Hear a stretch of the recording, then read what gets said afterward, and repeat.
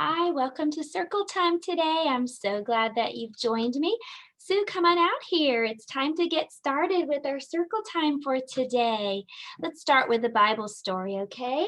So remember, our Bible stories come from the Bible, God's Word, and this is a story that Jesus told, and it's found in the Bible. It's about the lost sheep. Jesus told a story about a man who was taking care of sheep. One sheep went off and got lost. The man left all his other sheep to go and find the one sheep. He really cared for that one sheep, even though he had lots of other sheep. And God cares for each of us just that much, too. Did you know that God loves you even though sometimes we don't always do the things that we should? Nothing we do, though, stops God's love. God loves us no matter what, and nothing will ever change that. The Bible in 1 Peter 5:7 says, casting all your care upon him, for he careth for you. God cares about you. He loves you so much. Okay, Sue, it's time to start our calendar time. So if you'll sit down on the carpet, we'll get started. So the month that we're in right now is October. Can you say that? October. Let's count and find out what number today is, okay? Will you help me count? 1, 2, 3, 4, 5, 6, 7, 8, 9, 10, 11, 12, 13, 14, and that's today. Today's the 14th. It's October the 14th. Now we need to find out what the day is. What day of the week is it? If we go up the calendar, we'll see that today starts with a W. W sounds like this. W, w, w. So let's sing our days of the week song and see if we can decide what today is. Okay, help me by clapping 2 times. 1, 2. 1, 2. Here we go. 1, 2. Days of the week. Days of the week. Days of the week. Days of the week. Days of the week. There's Sunday and there's Monday. There's Tuesday and there's Wednesday. There's Thursday and there's Friday. And then there's Saturday. Days of the week. Days of the week. Days of the week. Days of the week. Days of the week. So what day is it today? Today is Wednesday. Can you say that? Wednesday. Yesterday was Tuesday. Tomorrow will be Thursday. But today it is Wednesday. Let's find out what the weather's like at your house, okay? Look outside the window and see if you can decide what the weather's like. Okay, when I do like this, then put in whatever the weather's like for you. What's the weather? What's the weather? What's the weather like today? What's the weather? What's the weather? What's the weather like today? It is, it is, it is, out today. It is, it is, it is out today. Okay, we checked the weather. We know what day it is. Now it's time for our sight word practice. Our sight word for today is the same as yesterday. Let's see if we remember. What word is this? This word is away. Can you say that? Away. Now, a sight word means when you look at the word, you know what it is. Now, don't worry if you don't know just yet. We'll practice it every day, okay? This word is away. Let's see if you remember some of the words we've learned already. What's this word? It's a or as in I want a piece of candy. Let's see if we remember the other word we've learned so far. What's this word? This word is and. Can you say that? And. Let's see if you can remember the one from today. What's this word? Away. This word is away. So over time, as we keep practicing, you'll be surprised at how you learn those. It's time now for our letter. Our letter for today is the letter G, and the letter G looks like this. There are always two for every letter in the alphabet. There are two, a big letter and a little letter. So this is the big or uppercase G, and this is the little g or lowercase g. Let me show you how to write letter G, okay? Letter G kind of looks like a C with a gate. So you're going to come around and open the gate. That's the big letter G. I'll show you on the handwriting house how it looks. And remember, you can always print out the handwriting house or just use a whiteboard or even just skywrite if you want to. But I'll show you how to write it on the handwriting house just in case you want to practice that now or later. This is an uppercase letter, so the uppercase letters, remember, go upstairs and downstairs. So let me show you how to write it. Okay, we're going to start upstairs. We're going to curve around and open the gate. So let's try that. Start upstairs, curve around, all the way down and close the gate. So curve around and up and close and open the gate. Don't close the gate. That would be an O. Open the gate. Here we go. Around and up and open the gate. This is the capital or uppercase G. Now let me talk about the little g or lowercase g. Do any of you have a cat by chance? Do you have a cat? I'm sure you've seen a cat, even if you don't have a cat. A cat has a really long tail usually. And so I'm going to show you the little G, which kind of looks like a cat with a really long tail. So I'm going to make the cat's face. There it is. It's like a circle. And then I'm going to make the cat's really long tail. I think I'm going to draw some eyes on this cat just so he looks a little bit more like a cat. So there's the cat's face and his long tail. Let me see if I can show you on the handwriting house, okay? So we're going to be downstairs. This is a lowercase letter. So let's start downstairs and make the cat's face. Here we go. There's his face.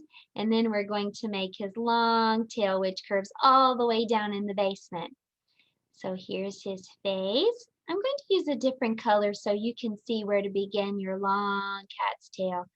It goes all the way back up to the yellow dotted line and then all the way down into the basement and curves around. So there's the cat's face and his tail. The cat's face and his tail. This is the little G. Now G sounds like this. G, g, g. Kind of sounds like it's coming from your throat. G, g, g.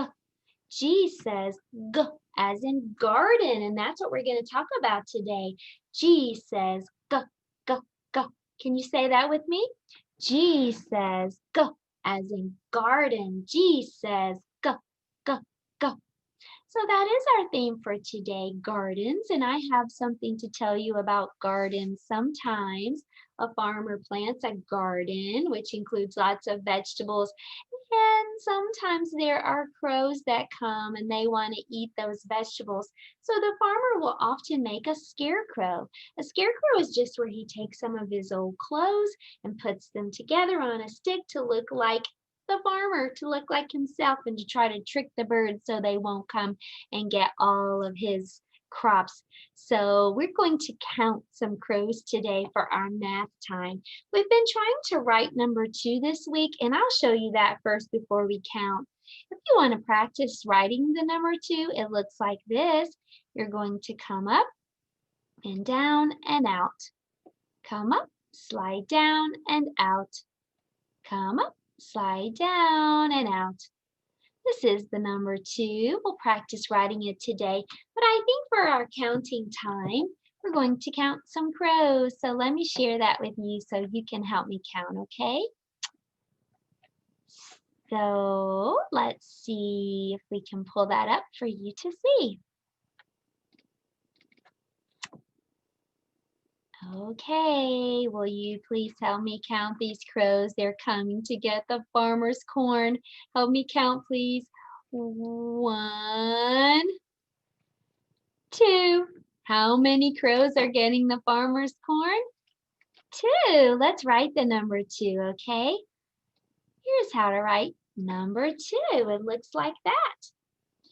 Okay, so let's see if we can scare these crows off, okay? Because we don't want them to get the farmer's crops. Can you help me scare the crows? Can you say, shoo, shoo, crows, shoo, get away? Now let's count backwards from 2. Now there are 2 crows now, but one's gonna fly away. Shoo, fly away, crow. Now there's just 1 left. Let's make him fly away. Shoo, shoo, crow, fly away. So now how many are left? None. Let's count more than just that many, okay? Let's count lots of crows. Sorry, farmer, here come the crows. Help me count everyone. 1, 2, 3, 4, 5, 6, 7 crows. Oh no, look at all those crows on the farmer's crops. Let's scare them away, okay? Are you ready? Shoo, crows, go, shoo, shoo, get away. Let's count backwards, this time from 7. 7, 6, 5, 4, 3, 2, 1. Oh, I'm so glad we saved the farmer's crops. That's a fun activity, and I'll put a link below so you can print out this fun scarecrow and these crows. Okay, so that is our number for today, and now it's time to talk about our color. Our color for this week is the color black, and I have a pretty fun song that I want to teach you for the color black. I hope you can sing it with me. I'm going to play it and let's try it, okay? Here it goes. I bet there's not a book or a song about Play-Doh Black. Oh, yes, there is. B-L-A-C-K spells black. B-L-A-C-K spells black. Flying bats are black. Scary cats are black. Jelly beans are black. I like black. B-L-A-C-K spells black. B-L-A-C-K spells black. Sunday shoes are black. Santa's boots are black. B-L-A-C-K spells black. Kids, let's get it. It's our turn. Are you ready? B-L-A-C-K spells black. B-L-A-C-K spells black. Flying bats are black. Scary cats are black. B-L-A-C-K spells black. B-L-A-C-K spells black. B-L-A-C-K spells black. Sunday shoes are black. Santa's boots are black. B-L-A-C-K spells black.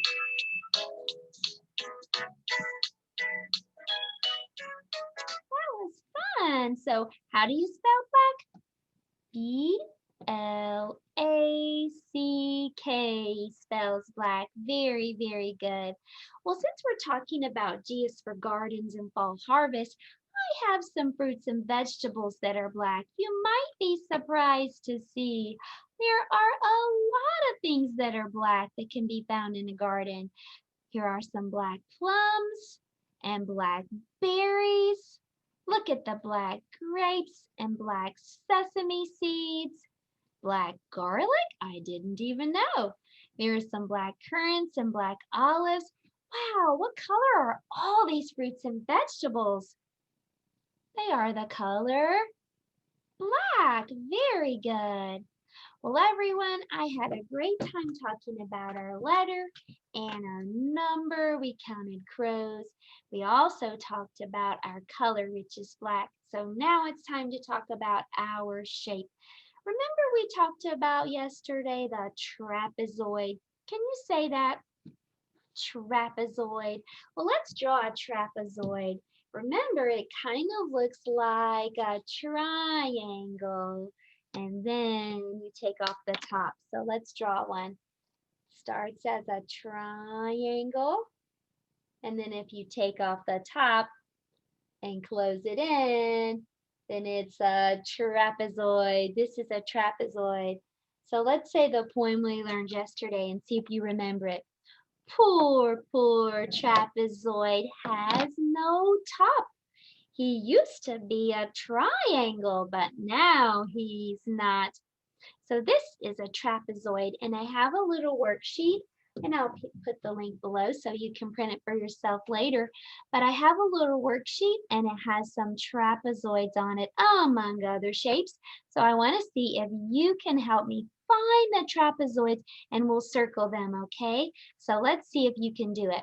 I know you can. So look for the trapezoids and count how many you can find, okay? Where are all the trapezoids? Point to your screen and see if you can find them. Now let's circle them, okay? Did you find this one? Here's another one. There's one over here and one down here. How many trapezoids did we find? Let's count. 1, 2, 3, 4. I'll circle the number 4. We found 4 trapezoids today. That might be a fun activity for you to do later. You can print out the sheet for yourself. Okay, so now it's time to talk about our theme, and our theme for this week is for this today is G is for garden and fall harvest. So I want to tell you about what the farmer goes through to get his garden ready. First of all, he plants hundreds of little tiny seeds in the soil. Hey, what color is that soil or dirt? It's black, and that's our color today. So the farmer plants lots of little seeds down into little holes, and pretty soon those seeds begin to grow into little plants like we see here in this picture. We love the vegetables in the garden, but we're not the only ones. Sometimes animals and birds, like the crows in our counting activity, they like to come and eat the vegetables too. So the farmer often makes a scarecrow like this one. Remember, that's where he takes some of his old clothes and stuffs them and makes a pretend person in the garden. Hopefully the crows will think it's the farmer and fly away. When the vegetables are nice and big and ready to be picked, we say it's harvest time. We can pick the vegetables by hand, like the farmer in this picture, or we can use tractors and machines to help with the harvesting. When all the vegetables are harvested, boy, don't they look beautiful. Let's see if we can name some of the vegetables we can see in the picture. I can see tomatoes, carrots, good. What other vegetables can you see? Broccoli and peppers, cucumbers, and lettuce. Oh, these look beautiful and delicious. The farmer uses some of the vegetables and fruits to eat for himself and for his family. But sometimes farmers sell some of their vegetables and fruits so that we can buy them from a farmer's market or the grocery store. So that is super fun to learn all about fall harvest in gardens. There's something that's harvested in October that many of you, I bet, have been picking out from the store, and that's a pumpkin. Do you want to know how pumpkins are grown and harvested? I'm going to read a book to you. It's called From Seed to Pumpkin, and this book is by Wendy Pfeffer. When spring winds warm the earth, a farmer plants hundreds of pumpkin seeds. Every pumpkin seed can become a baby pumpkin plant. Underground, covered with dark, moist soil, the baby plants begin to grow. As the plants get bigger, the seeds crack open. Stems sprout up and roots dig down. Inside the roots are tubes. Water travels up these tubes the way juice travels up a straw.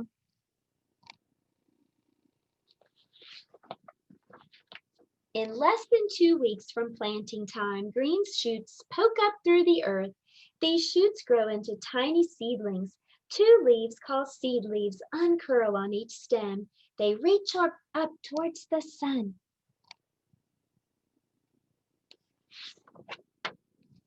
Sunlight gives these leaves energy to make food. Like us, plants need food to grow. But green plants do not eat food like we do. No, their leaves make the food for them. To make food, plants need light, water, and air. Leaves catch the sunlight. Roots soak up rainwater, and little opening in the leaves let air in. Using energy from the sun, the leaves mix the air with water from the soil, and then that makes sugar. That's what feeds the plant. Soon, broad, prickly leaves with jagged edges unfold on the stems. The seed leaves dry up. Now the new leaves make food for the pumpkin plant. Each pumpkin stem has many sets of tubes. One tube in each set takes water from the soil up to the leaves so they can make sugar. The other tube in each sends food back down so the pumpkins can grow. The days grow warmer. The farmer tends the pumpkin patch to keep the weeds out.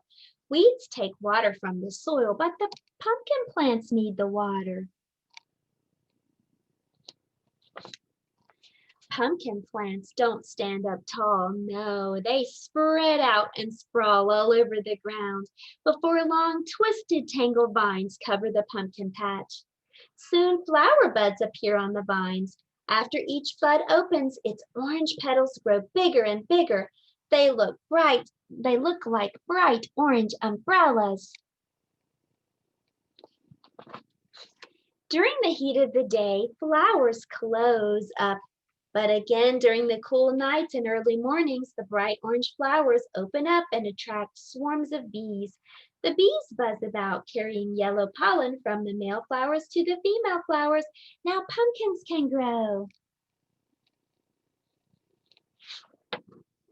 The petals wither away. Where the flowers bloomed, tiny hard fruits began to grow. Hundreds of these cling to the vines. The days grow hot. All summer, the warm sun and the cool rain help the tiny fruits to grow larger and larger. What color are the pumpkins right now? They're green. Let's see how they turn orange. Soon summer is over. The corn stalks next to the pumpkin patch turn brown. Leaves on the trees turn red, orange, and yellow. Pumpkins change color too. As they ripen, they change from green to yellow to orange. In just 4 months, small, flat, white pumpkin seeds have grown into big, fat, orange pumpkins. The pumpkins are ripe and round with lumps and bumps. They come in all sizes and shapes, and they're waiting in the autumn sun. Some pumpkins will be carved into jack-o'-lanterns for Halloween. Other pumpkins will be baked into pies like pumpkin pie for Thanksgiving. Colorful leaves turn brown. Winter winds begin to blow, and soon the trees are bare. The farmer looks out over the pumpkin patch where only a few dead vines remain. All the pumpkins have been picked. But when spring winds warm the earth, once again, he'll plant hundreds of pumpkin seeds, and once again, they will grow from seed to pumpkins. So I hope you enjoyed that story, and I hope you enjoyed learning about vegetables and about gardens and harvest. Let's see if Sue had a good time. Sue, did you enjoy your time today? Can you tell me what's your favorite vegetable? Sue said she likes broccoli. It's green like her. So I'm very glad you like broccoli. It's good for you too, Sue. I hope you had fun at circle time today. Don't forget to join me tomorrow. I'll see you then. Goodbye, everyone.